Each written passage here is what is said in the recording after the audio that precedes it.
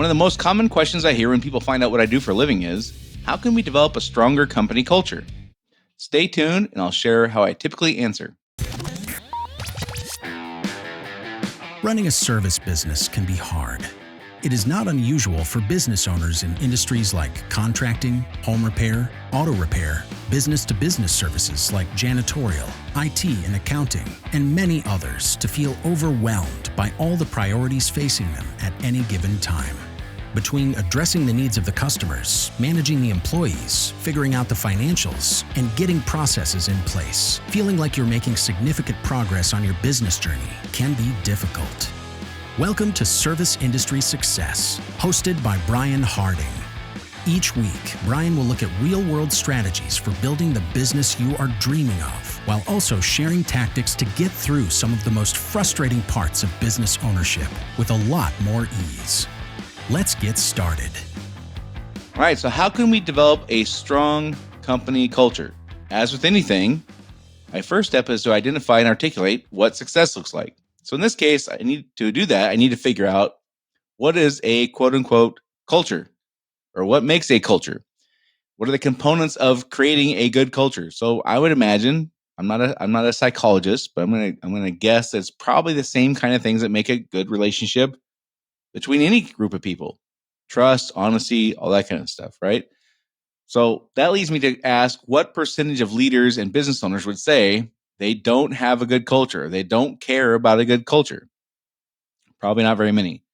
Many people will say, we care about a good culture. We're building a good culture. We have a good culture. But if you were to say, like, well, what makes a culture? They would be stymied in some cases, or reluctant to give up some descriptors. Like they wouldn't want to limit themselves to only saying a few things. They'd want to encapsulate a whole bunch of stuff, which makes it way more confusing. And I'll just say, before we go too much further, the top 3 worst bosses I've ever had, and we've all had really crummy bosses. I'm no exception. Before you became a business owner, or even if you're a business leader, you have or have had really crummy bosses. All of us have. The top 3 worst ones I had, and there was a couple specifically that were just like, actually, you know what? All 3 of them were just horrible. But they all thought they had a great culture. And this is why it matters to break down, like, what does it mean to say we have a good culture? What makes a culture, right? What are the components of creating a good culture? Because those 3 guys would never have done that. They would not have ever taken, they would just say, well, of course I have it. And they would have, like barked at somebody as they went, whatever. But they might not have been willing to say something like, we want to have an endearing group, or we want to have an effective group. Actually, they would have said they had an effective culture, not an endearing culture, I guess is my point. They would have said something to be complimentary, but not make it sound like a relationship, is my point. In no way would they have said it was bad, though. Even the worst boss I ever had, who was cruel on a scale that I can scarcely describe, and certainly can't do justice to describing this person on this platform where I have to keep my language in check. Even that guy absolutely thought the culture was just what the company needed. He thought the environment that he had created, and he created it. He did a lot to create that culture. He thought it was just what the company needed right now. But again, he would have said it was effective. He would have said it was productive. But he would not have said words like endearing or community or things that make it sound like a relationship. So my point is, like, I think we have to be clear on like what we think makes a culture. What are the mechanics of how a culture is built? Well, again, I would say, for me, I believe it's the same kind of things that make a happy marriage, or a happy friendship, or a partnership, or whatever. It's the same kind of stuff. So that, just for me, I want to first clarify, like, what are the things I should be tuning into. My point is that none of us is going to say we're creating a bad culture, even if we are. And this is one of the ways we can check ourselves, right? So how do we make sure we're developing a strong culture? Well, more on that in a second. First, I want to remind you, try the new groups I've launched, absolutely free. You can ask any question you have about improving your business, your growth, your team, your processes, your profitability. All you got to do is send an email, a quick introductory email to hello@serviceindustrysuccess.com with the word group in the subject. A quick introduction is fine. Who you are, what your company is, how many employees you got, something basic stuff like that. I don't need a whole a whole biography, just a few words would be great. A quick introductory email to hello@serviceindustrysuccess.com with the word group in the subject. This group is for anyone who has a team of employees that they lead. And once I get your email, I'll send you back and let you know, I'll reply back and let you know when the next couple of meetings are. You'll choose one and come check it out. I'll send you the Zoom link and you're off to the races. You can start moving forward immediately in areas where you'd like to make more or faster progress with your team and your business. So, okay.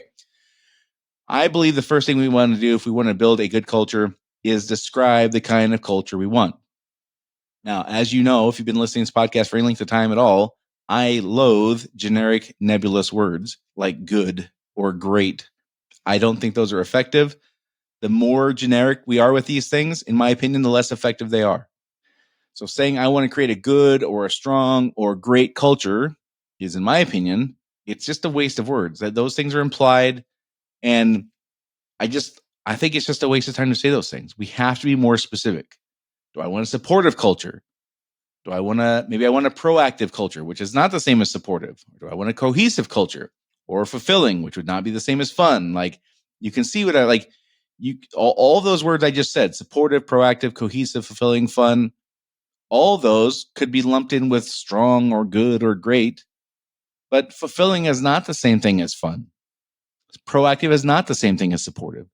So whatever we choose, we must actually choose. We have to get clear on the few things we want that are specific and spoken in terms where people know exactly what we mean. Part of the thing or problem with saying things like great and good is if I asked 100 people what's a good culture, I would get a bunch of different answers, and that doesn't help me. So everybody thinks they know what we're trying to build, and nobody actually has the idea what we're trying to build. And so that's why I don't like those kinds of words. I just don't like those nebulous words like good. Plus, I want to be able to hold people accountable. So at some point, the part of all this stuff is to be able to hold people accountable, get them to understand what we're aiming for, show them how we do it, explain the mechanics of how it works and the expectations we have and the goals we have, and then hold them accountable. I can't hold people accountable to being good. I just don't believe that. The more specific we are, the easier that part is. But we want to use general words because it's easier on us. And it allows us to try to cram a bunch of priorities under one umbrella, like the word great. Like a great culture is going to be all the above. Well, again, the problem is I ask 100 people what makes a great culture, I'll get a bunch of different answers. And I'm back to having a team who does not share a vision of what we're aiming to build. And in many cases, they won't share that vision, but they will really think they do. And that's even worse, in my opinion. So we have to be bold and declare what we really value and prioritize. What is this culture supposed to be? Then we can move on to the next step, which before we get to the next thing we can do, I want to kind of pause here for a minute and talk about something that I think we can't do. And that is to stop allowing ourselves to believe that people with strong personalities are interested always in creating the kind of culture we want.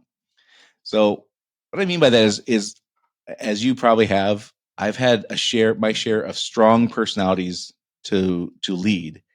And sometimes having conflict is too big a word, confrontation is too big a word, but like stopping them from going down a path too hard is uncomfortable on what seem like kind of minor things. But the alternative is I let this bold personality kind of go unchecked with the hope that they're trying to build the same thing I am. And I just don't, that's not always the case. They don't always have the motivation. They don't always have the intent. They don't always have the skill, frankly, or the ability. But it's uncomfortable to kind of check those people, right? So again, I'm sure you can imagine, I'll give you a couple examples. In an office environment, we had a team of 4 who were in a 16 by 20 room, 40 hours a week. Like you can imagine, there was times where things were really awesome.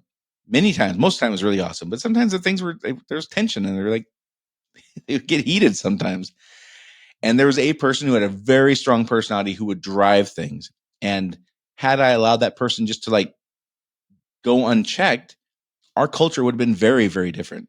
But it wasn't always fun to like bring her in and say, hey, like this thing that just happened, like, do you think that behavior is going to end up building the kind of culture we want here?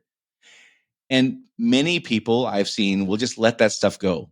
And again, I know it's not fun, but I can't assume that they have the right intentions or abilities. And strong personalities, sometimes it's just we have to be willing to have conversations with them about things that are true to what we want to build, and take that time and not just assume, well, they're just having a bad day and they're going to get over it, because sometimes they won't. Another example, real strong personalities, guys out in the field, they absolutely had to be like reined in sometimes, because as long as I'm clear that they're demonstrating the behavior that is going to support and create the culture we want, fine, awesome. Like, I love their big personalities. I like, let them be who they are. But as soon as those big personalities start driving things away from what we're trying to build, I have to have that conversation. And I can't just assume that they're going to do it on their own, even though it's uncomfortable. So I hope that makes sense. I've seen where people are reluctant to engage big personalities because they hope, or it's just hope. That's what it comes down to. They hope that people are going to do the right thing. And I just think sometimes they're not because they're mean people, not because they're bad people. They might not have the ability or the skill, or not have the vision of understanding what we're trying to build, or not be able to put somebody else's needs first, and not like, let their needs right now take priority. Sometimes it's just that simple. Anyhow, uh, I just think it's something we got to be mindful of. We're going to have strong personalities, which is awesome. Like, we want to have personality. We want to have a culture that allows for that kind of thing, but we can't let those personalities drive disproportionately what the culture is going to be. I got to be the one making sure the culture is going the way I want it to go if I own the business. So once the culture was built, it's a little different. Now I don't have to do so much of that engagement one-on-one, because people who come into a culture that's already established in alignment with what I want, if they don't share our values, they're going to stand out and they're not going to last that long. So my point is, in the beginning, I couldn't just sit back and let them do their thing on their own. I had to take an active role. Once the culture is kind of built, I have to do less of that, because the culture exists now. It's not being created and developed. It's in place, and now we're just maintaining it. And so there's just less of that for me to do. So the good news is, if you're like thinking about having somebody on your team, I don't really want to deal with this stuff, it gets easier because the culture becomes more ingrained. So anyhow, if I would have let the strong personalities go without direction in the beginning, we would have been in trouble. We would not end up with the culture that we did, which was, in my opinion, the greatest part of the company. So, all right. And now I'm going to say, like, what the biggest thing that we must do is focus on what we do, not the outcome we believe is in place, but what actions we take, what behaviors we exhibit specifically that are creating the culture we want. So the question is, how do we build a great culture? Well, I believe once we've identified what the culture is and decided that we had to take an active role in that, we now have to focus on the things that we do, the actions we take, behaviors we exhibit specifically that are creating the culture we want. It's too easy to declare that we have a great culture, and you might, but we also might not have as great a culture as we think if we can't name our exact actions or behaviors that are creating the great culture, besides things like we have an open door policy, or we try to make people around here feel valued, or our team knows we care. Like, those are outcomes, and that's great if those things are true, and they probably are in some cases. But using those words is often a mask or a crutch to rely on when we really can't say what we do to create, develop, or maintain the culture we want. Those crummy bosses we've all had would also say they had a great culture, but couldn't name the actions or behaviors that led to the supposed great culture. So for me, this is a test I hold for myself and the leadership team I developed. They don't get to say we have a great culture. We did, and we can talk about that. We can't just say that, though. They have to talk about the actions and behaviors they did themselves, or that we do collectively, that created the great culture. So yes, we can talk about it, the outcome in part, but the bulk of the conversation is about how do we maintain it, how do we develop it, how do we improve it, those kinds of things. Because we have to focus on our actions. Otherwise, we're giving ourselves a pass. Well, of course I have a great culture. Well, how do you create it? Well, I don't really know. That doesn't work. Versus, here's the things I'm going to do to create a great culture. The outcome would be, it would have to happen if we did the actions that would create it, if we're being reasonable about that stuff. So I hope you can go back through this podcast and see exact things that we can do. Like, some of the topics of the podcast are exactly these kinds of things that are actions we can take to create a great culture. So I'm going to give you some examples. This is not an all-inclusive list, but many of the things we talk about in this podcast are exactly these things. So one example is focusing on what went wrong, not who did wrong. The process improvement cycle. There's very specific things in the process improvement cycle to keep us from pointing fingers and like trying to find root cause and like working on solutions. Teaching our leadership team specific strategies to be good leaders and not just assuming that they're good leaders, because all of us have stories of how 80% of our bosses were not that great. But when it comes time for us to promote a boss, we assume that they're going to do really well. Well, how do we know? Let's teach them specific strategies that make them good leaders. That's something we can focus on. That's an action I can take. Investing in meaningful training to set our people up for success. Having clearly defined expectations and goals. Like, these are things that we've talked about on this podcast that are specific things, that actions we can take to create that great culture. So the main thing I'm hoping that people walk away from, a couple of main things. One is deciding what specifically we want our culture to be about. What do we want it to be? How would we want to describe it? What is the mood supposed to be 5 years from now when we walk in? How's it supposed to feel? What words do people who came into our office, what would they walk out the door and tell their friend who was with? Like, if we get a call from salespeople and a 2-person sales team shows up, or a salesperson and their manager, and they come into our office and they do whatever they do, and we interact with them, and they go back out of their car and they're driving away to the next call. What do I want them to say was the mood like? What was the environment like? What do they feel? Those are the things I want to pay attention to. That's the outcomes I want to describe.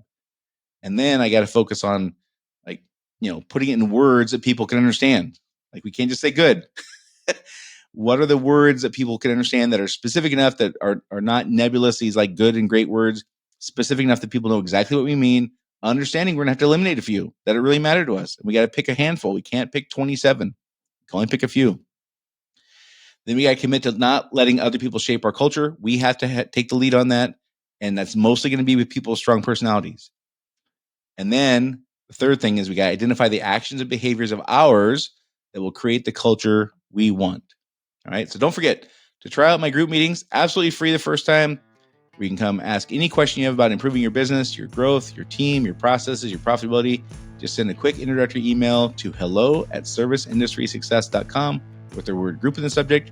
Once I get your email, I'll let you know the next couple of meetings are coming up. You'll choose one. I'll send you a Zoom link, and you can start moving forward immediately in areas where you'd like to make more or faster progress. And as usual, if you like the information I share here, please take a minute and send it to a friend or colleague you think could benefit from it. Some of the things we talk about are things that business owners really struggle with. So if you know somebody who's a business owner or a business leader who could use it, and you've heard them talk about, like, I wish I knew how to create a great culture or whatever, text it. Nowadays, it's really easy to text, isn't it? Email this kind of stuff. So, or send it on Facebook Messenger, whatever. Of course, public sharing is appreciated too. Anyhow, thank you all for tuning in. That's it for this week, and I'll talk to you all next week.